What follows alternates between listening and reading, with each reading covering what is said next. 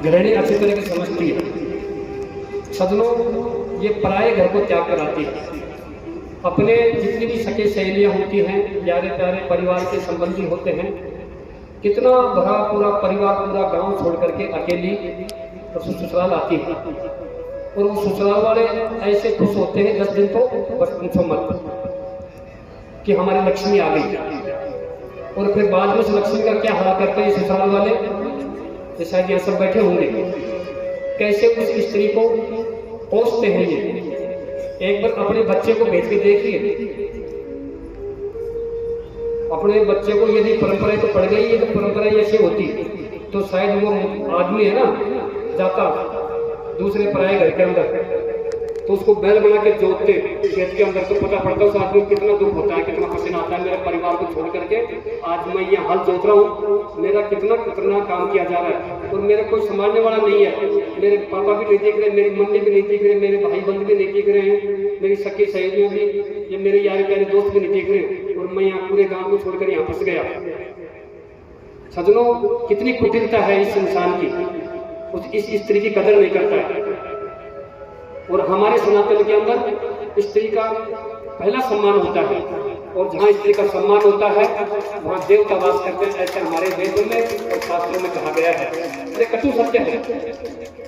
हम जबरदस्ती अहंकार में मर्द पड़े फिरते हैं और मनमोह जैसे स्त्री को टॉर्चर करते हैं, गुस्सा करते हैं, पैर की मारते हैं। मैंने सब देखा है ये बचपन के अंदर, आस पड़ोस के अंदर होते हुए। और मुझे महसूस बहुत दुख होता है कि ये इंसान दुख पा रहा है तो अपने शोक के कर्म से दुख पा रहा है। भगवान के दिए हुए कर्म नहीं है, भगवान के कर्म दिए हुए होते तो आपको पशु योनि में भेजता।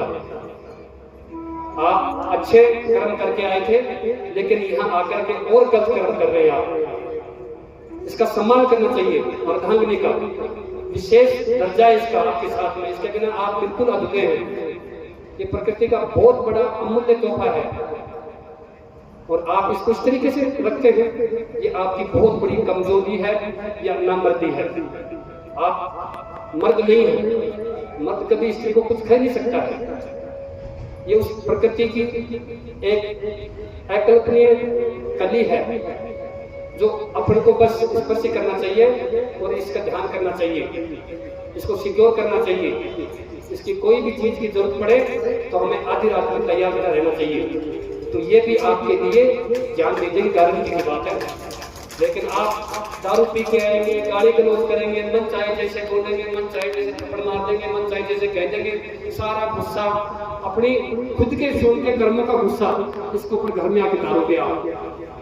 और वो बेचारी पिटती पिटती कुटती पिटती ऐसे कुंठित हो जाती है, उसकी बददुआ देने लग जाती है उसकी आत्मा अंदर अंदर। बात तो नहीं बोल सकती वो, फिर क्या हाल होता है उस घर का, क्या हाल होता है, ये हमें सब पता है अच्छे तरीके से। हम सब गृहस्थी लोग हैं, लेकिन फिर भी समझने के लिए तैयार नहीं होते। फिर दुख का कारण सबसे बड़ा यही है। तो सजनों, ये बहुत बड़ी बात है। यदि कोई दारू त्याग के जाता है, ये मैंने बहुत पहले मेरे जितने भी यज्ञ हुए, बहुत माताएं आती थी कि महाराज जी हम भूखे रह लेंगे, हमारे तो आदमी की दारू छुड़ा दो, ये चाहे काम नहीं करे।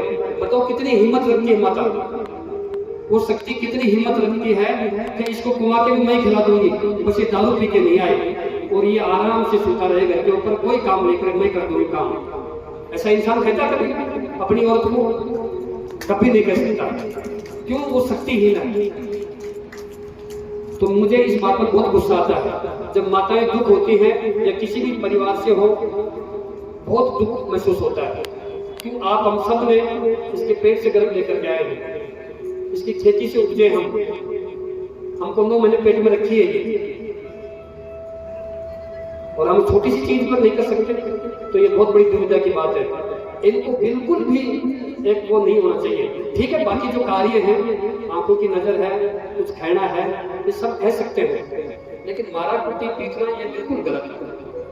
तो बहुत धन्यवाद की बात है, दारू छोड़ के जा रहे हो और एक शक्ति की आत्मा प्रसन्न हो रही है जो दुखी होती थी, तो कितने खुश होकर जब कार्य करेंगे।